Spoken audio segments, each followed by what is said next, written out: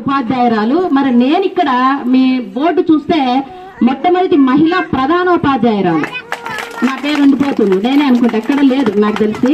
కాబట్టి ఆ రకంగా కూడా నాకు అదొక స్వీట్ మెమరీ.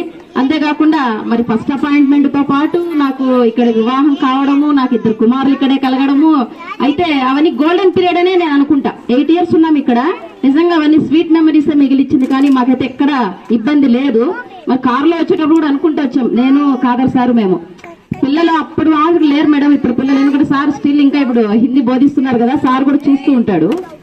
అప్పుడు మాదిరి లేరు, నిజంగా చెప్తున్నాను నాన్న. మీ అంత ఒబీడియంట్ కానీ మీలాగా లేరు. ఇప్పుడు పిల్లల్ని కొట్టి చూడండి, చట్టాలు రావడంతో పాటు తల్లిదండ్రులు మీదకి వస్తారు. మీరు కూడా ఏం సార్ కొడతావు, ఏం సార్ ఒక మాట అంటావు.